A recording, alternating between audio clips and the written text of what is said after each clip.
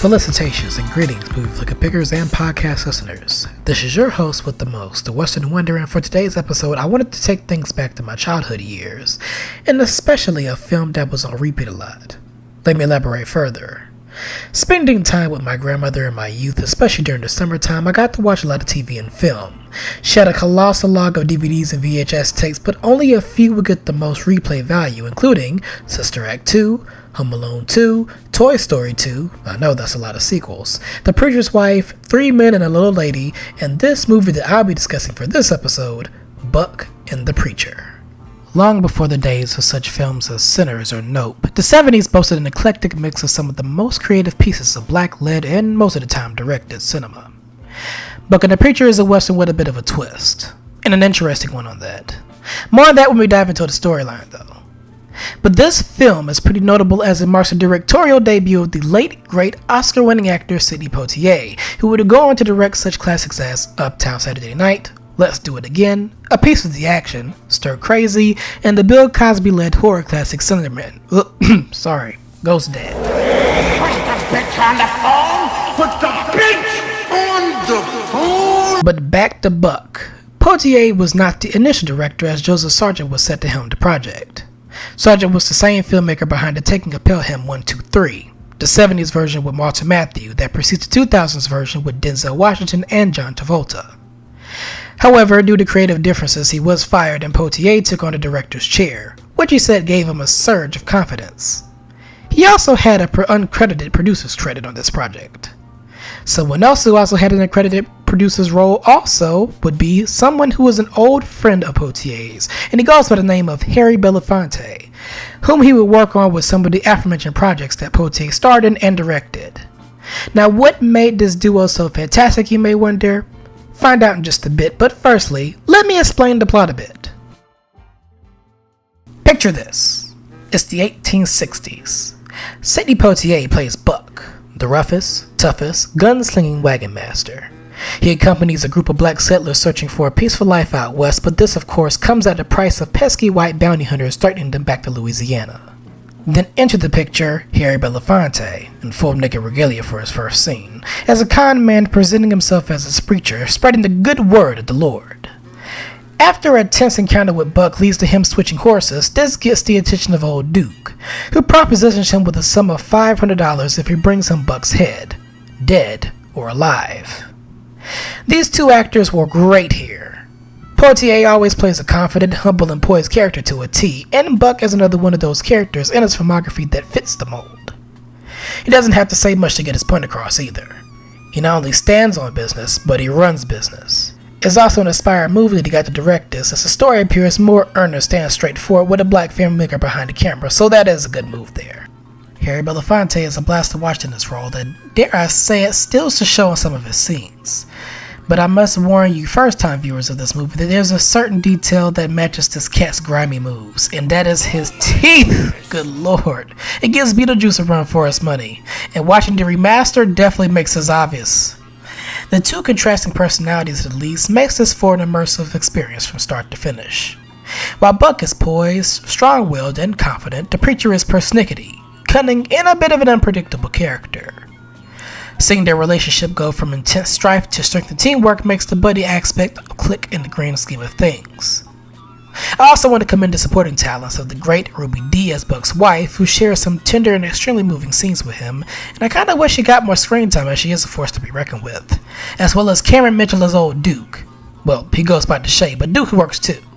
An absolutely dirty and menacing villain who chews the scenery harder than your average tobacco tinkerer. Other familiar actors who play members of the Settlers group include Clarence Muse, the old man from Car Wash, and Lynn Hamilton, Red Fox aka Fred Sanford's fiancée Donna from Sanford & Son. The opening sequence's color and transition was smoother than butter, backed by the amazing musical score composed by legendary jazz musician Benny Carter and featuring contributions from blues artists Sonny Terry, Ronnie McGee, and Don Frank Brooks. The movie's score was one thing that I always remember watching it multiple times. The musicians playing the bass, harmonica, and jaw harp must have had rent due because they cooked something serious in the studio. Elements of funk, blues, and folk are riddled throughout and complements each scene well. Additionally, the overall vibe of the cinematography adds to the movie's warm aesthetic and charm. While the background colors during the daytime sparkle, the vulnerable environment during the nighttime boosts the film's quieter moments.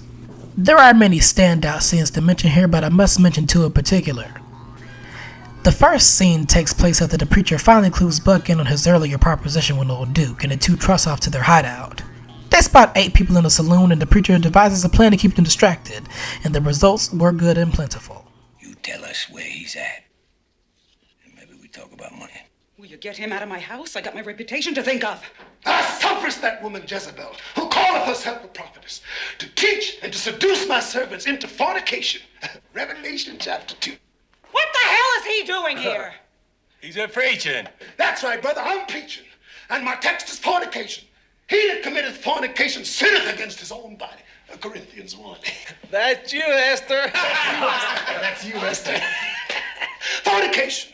That's the way to ruination. Fornication, that's the way they start the nation. Bring him back, old preacher. If you stop that fornication, I'll take you to it.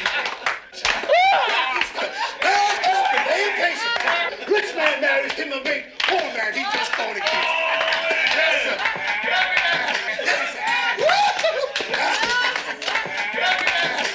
He's clapping, he's waiting. He's got no time for fornicating.